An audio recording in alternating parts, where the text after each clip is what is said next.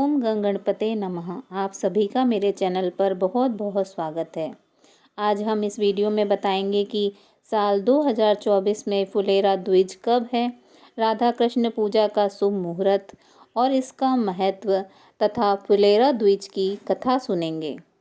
धार्मिक मान्यताओं के अनुसार वैसे तो फागुन का पूरा महीना श्री राधा कृष्ण की आराधना के लिए श्रेष्ठ माना जाता है, लेकिन फुलेरा द्विज के पर्व पर राधा कृष्ण की पूजा का विशेष महत्व है। पंचांग के अनुसार हर वर्ष फागुन माह के शुक्ल पक्ष की द्वितीया तिथि को फुलेरा द्विज का त्यौहार मनाया जाता है। मान्यता है कि इस दिन भगवान श्री कृष्ण राधा और उनकी गोपियों के संग फूलों की होली खेलते थे। फुलेरा द्विज के दिन को विवाह और शुभ कार्यों के लिए अबूझ मुहूर्त माना जाता है। फुलेरा द्विज का यह पर्व मथुरा और वृंदावन में बहुत ही धूमधाम के साथ मनाया जाता है। आइए जानते हैं साल 2024 में फुलेरा द्विज कब है और पूजा का शुभ मुहूर्त। साल 2024 में फुलेरा द्विज 12 मार्च दिन मंगलवार को मनाई जाएगी। द्वितीया तिथि आरंभ है 11 मार्च सुबह 10:44 पर। द्वितीया तिथि समाप्त है 12 मार्च सुबह 7:13 पर। गोधूली पूजा का मुहूर्त है शाम 6:25 से लेकर शाम 6:50 तक।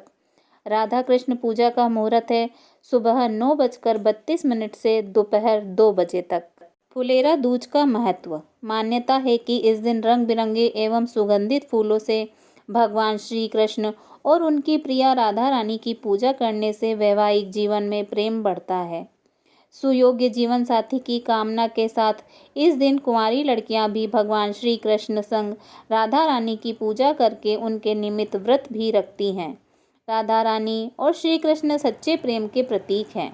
फुलेरा दूज पर उनकी पूजा से दाम्पत्य जीवन में मधुरता आती है।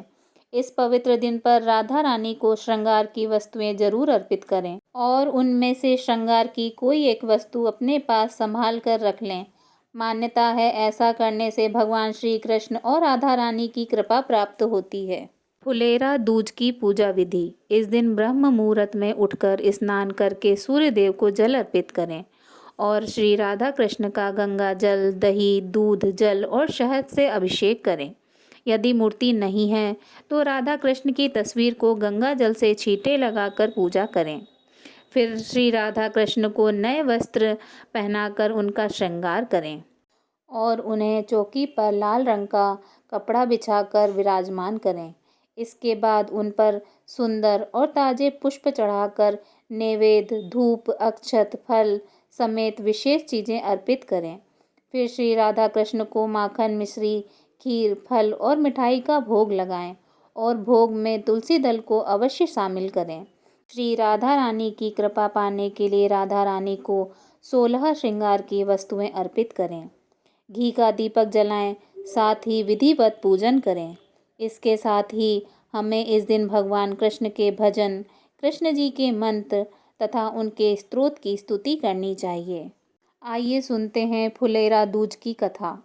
फुलेरा दूज की पौराणिक कथा के अनुसार भगवान श्री कृष्ण व्यस्तता के चलते राधा रानी जी से मिलने वृंदावन नहीं जा पा रहे थे। इसी कारणवश राधा रानी दुखी थी और राधा रानी के दुखी होने की वजह से गोपियां भी भगवान श्री कृष्ण से रूठ गईं। श्री राधा रानी के उदास होने के कारण मथुरा के वन सूखने लगे और पुष्प मुरझा गए। जब भगवान श्री कृष्ण जी को इसका पता चला तो वह राधा से मिलने वृंदावन पहुँचे।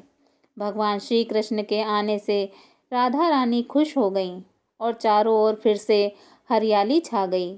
भगवान श्री कृष्ण ने खिल रहे पुष्पों को तोड़ लिया और राधा रानी जी को छेड़ने के लिए उनके ऊपर फेंकने लगे। राधा जी ने भी ऐसा ही किया। भगवान श्री कृष्ण जी के ऊपर वह भी फूलों की वर्षा करने लगी। यह देखकर वहां पर मौजूद गोपियां और ग्वाले भी एक दूसरे पर फूल बरसाने लगे। हर तरफ फूलों की होली शुरू हो गई। वो दिन था फागुन मास के शुक्ल पक्ष की द्वितीया तिथि का। तब से इस दिन को फुलेरा दूज के नाम से जाना जाने लगा। इस दिन मथुरा और वृंदावन के सभी मंदिरों को फूलों से सजाया जाता है तथा फूलों की होली खेली जाती है। फुलेरा दूज का उत्सव उत्तर भारत में बड़ी धूमधाम से मनाया जाता है। इस त्यौहार को फूलों से रंगोली बनाकर श्री राधा कृष्ण जी का विशेष रूप से फूलों से श्रृंगार करके उनका पूजन किया जाता है और राधा कृष्ण जी के साथ होली मनाई जाती है।